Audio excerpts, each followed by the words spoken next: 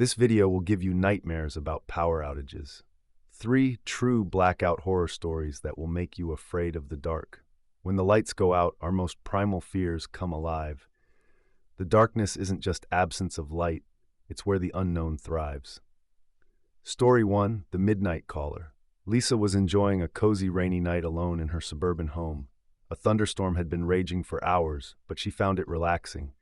With a hot cup of coffee and a movie playing, she settled in for a comfortable evening.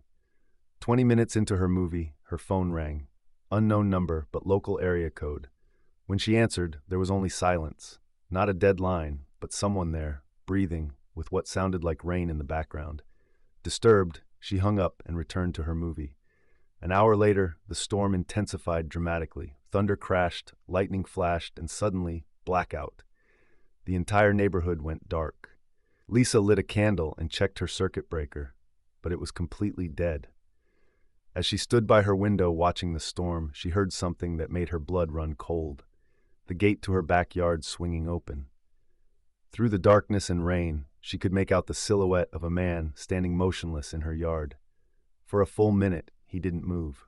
Then, slowly, he raised something to his ear. At that exact moment, Lisa's phone began ringing in the other room.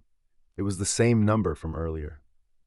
This stranger had been watching her house for over an hour. Heart pounding, she ran to get her phone, but when she returned to the window, the figure was gone. Seconds later, heavy pounding came from her front door as her phone rang again and again. The knocking grew more violent while Lisa called police with shaking hands. The dispatcher said officers were 4 minutes away, but those were the longest 4 minutes of Lisa's life. When police finally arrived, they chased the man, but he vanished into the storm. The phone number led nowhere, and Lisa never discovered who was terrorizing her that night, or why. Story 2, The Basement Intruder. Middle schooler Jake was thrilled when his parents left for a weekend getaway. Home alone for the first time, he immediately invited his best friend Finn over, carefully hiding from Finn's parents that no adults would be present. Earlier that day, Jake had noticed a strange man lurking near their garage. Tall, skinny, with long dark hair and a patchy beard. The man disappeared quickly, and Jake thought nothing more of it. The boys spent hours playing video games in Jake's room. Around 11:30 p.m., Finn left to use the bathroom, but returned immediately, asking if Jake had heard something downstairs. Before Jake could answer, the entire house went pitch black. Using their phone flashlights, they decided to check the electrical panel in the basement. Strangely, the basement door was already open, which was unusual since nobody ever went down there. The basement was like a dark corridor with concrete walls and boxes stacked along the sides. They found the electrical panel partially open, with the main switch flipped off. Finn hesitantly flipped it back, and they heard appliances restarting upstairs. As they turned to leave, a shuffling sound came from the other end of the basement. Jake's flashlight beam revealed a figure standing partially hidden behind boxes, tall, skinny, with long dark hair. It was the same man from earlier. The boys bolted upstairs, slammed the door, and ran straight out of the house. From across the street, they called 911 and watched in horror as a shadow moved past a downstairs window, then an upstairs one. Police arrived but found no one. The intruder had escaped through a back window.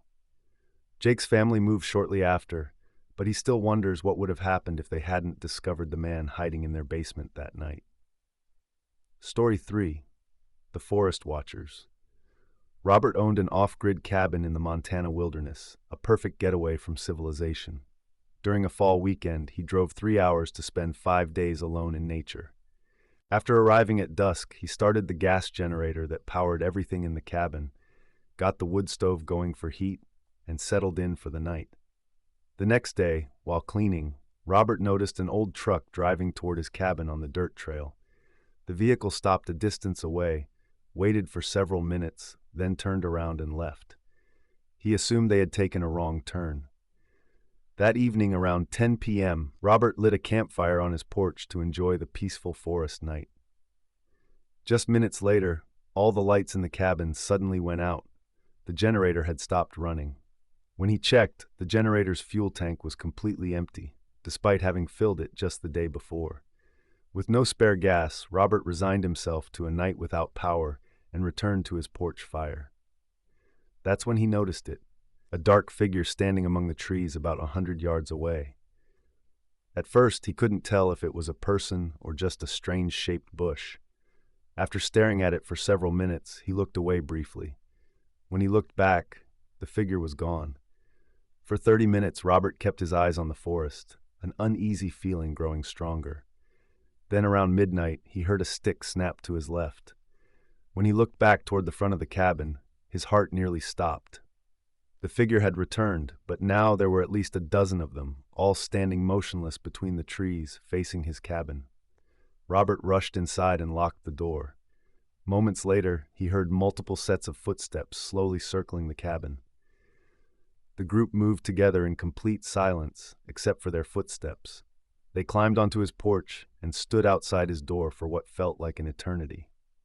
After 10 excruciating minutes, Robert carefully peeked through the blinds. The porch was empty. Without grabbing any belongings except his car keys, he sprinted to his vehicle and fled down the forest road, half expecting to find the group blocking his path. Robert made it out safely, but has never returned to his cabin. To this day, he doesn't know who those people were, why they drained his generator, or what they wanted from him that night in the isolated Montana wilderness. These stories remind us that when darkness falls unexpectedly, we're at our most vulnerable. The next time your lights go out, remember, you might not be alone in the dark. Subscribe for more true horror stories that will keep you up at night.